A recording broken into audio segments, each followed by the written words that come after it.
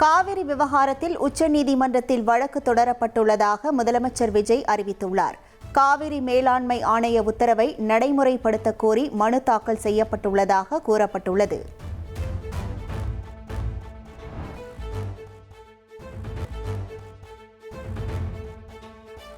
தென் கடலோர தமிழகத்தின் மேல் நிலவும் வளிமண்டல சுழற்சி காரணமாக 8 மாவட்டங்களில் இன்று கனமழைக்கு வாய்ப்பு இருப்பதாக வானிலை ஆய்வு மையம் தெரிவித்துள்ளது.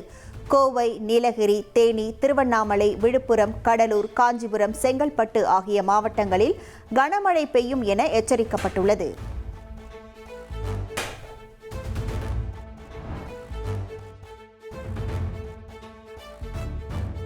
நீதிபதிகள் எண்ணிக்கையை உயர்த்தும் மசோதா எதிர்க்கட்சிகள் கடும் அமளிக்கு மத்தியில் மக்களவையில் நிறைவேற்றப்பட்டுள்ளது. உச்சநீதிமன்ற நீதிபதிகள் எண்ணிக்கையை 34 38 உயர்த்தும் இந்த மசோதா குரல் வாக்கெடுப்பு மூலம் நிறைவேற்றம்.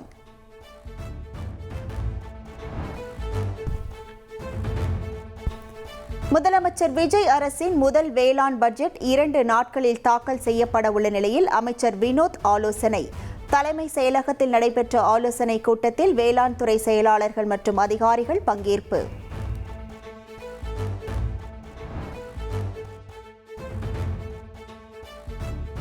ஆகஸ்ட் மாதம் பிறந்தும் காவிரி நீர் வராததால் டெல்டா விவசாயிகள் சோகத்தில் மூழ்கியுள்ளதாக திமுக தலைவர் ஸ்டாலின் எக்ஸ் தளத்தில் பதிவு.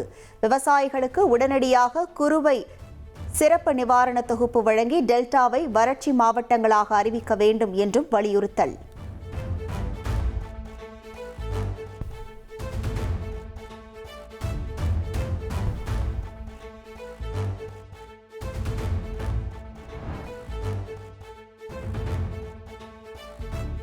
தமிழ்நாட்டில் இருந்து கருங்கல், ஜல்லி, சாண்ட் உள்ளிட்ட கனிமங்களை வெளி மாநிலங்களுக்கு கொண்டு செல்ல விதிக்கப்பட்ட தடையை நீக்க கோரிய வழக்கு.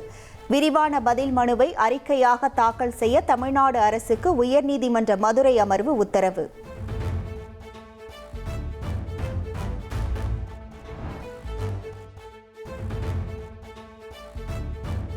அதிமுகவில் தங்களுக்கு வழங்கப்பட்ட புதிய பதவிகளை ஏற்கப் போவதில்லை என எஸ்பி வேலுமணி, நத்தம் விஸ்வநாதன், சி.வி. சண்முகம், அன்பழகன் ஆகியோர் அறிவிப்பு.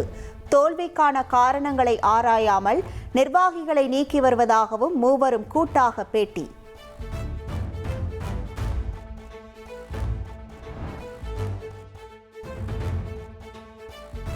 கேரள மாநிலத்தில் கனமழை மற்றும் நிலச்சரிவால் இதுவரை 15 பேர் உயிரிழப்பு.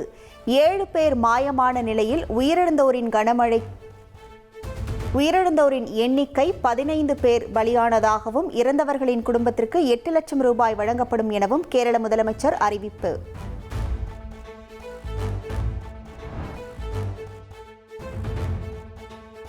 கேரள மாநிலத்தில் கடந்த 24 மணி நேரத்தில் பெய்த கனமழை காரணமாக பத்தனம்திட்டா மாவட்டம் கடுமையாக பாதிக்கப்பட்டுள்ளது. கடைகளுக்குள் வெள்ள நீர் புகுந்ததால் பல கோடி ரூபாய் மதிப்பிலான பொருட்கள் சேதமடைந்து வியாபாரிகளுக்கு பெரும் இழப்பு ஏற்பட்டுள்ளது.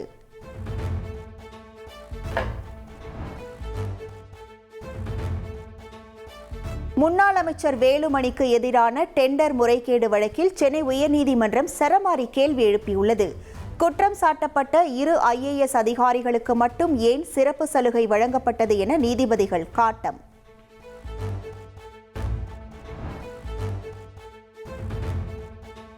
(2016) சட்டமன்ற தேர்தலில் ராதாபுரம் தொகுதியில் அதிமுகவின் இன்பதுரை வெற்றி பெற்றது செல்லாது என்ற உயர்நீதிமன்ற தீர்ப்புக்கு உச்சநீதிமன்றம் இடைக்கால தடை.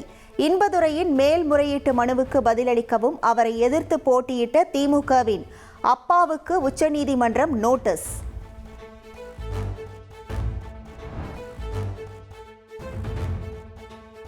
கோவையில் வலிப்பு வந்தது போல் நடித்து பொதுமக்களிடம் பணம் பெற்றதாக கூறப்படும் பெண்ணின் செயல் அதிர்ச்சியை ஏற்படுத்தியுள்ளது. சிவானந்தா காலனி, ரத்தினபுரி உள்ளிட்ட பகுதிகளில் மோசடியில் ஈடுபட்ட பெண்ணின் CCTV வெளியாகி சமூக வலைதளங்களில் வைரலாகி வருகிறது.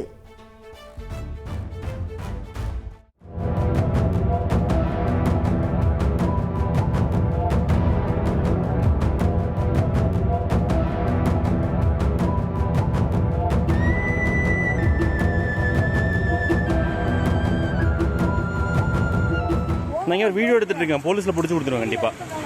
நான் எடுத்துட்டேன். இங்கே பாருங்க, ஒரு நிமிஷம் இங்கே இருங்க, இங்கே ஆஸ்பத்திரி போல வாங்க. காசு எத்தனை பேர் வாங்கிட்டு இருக்கீங்க இந்த மாதிரி கீழே மயக்கு போட்டு விழுந்து? அப்புறம் எங்கே போகிறீங்க? தென்காசி பஸ் ஏறினீங்க, வாங்க மேடம், இங்கே வாங்க. காசு எங்களோடது.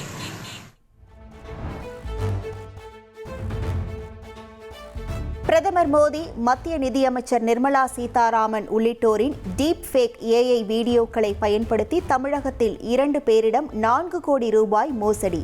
முதியவர்களை குறிவைத்து மோசடியில் ஈடுபட்ட கும்பல் குறித்து சைபர் கிரைம் போலீசார் வழக்கு பதிவு செய்து விசாரணை.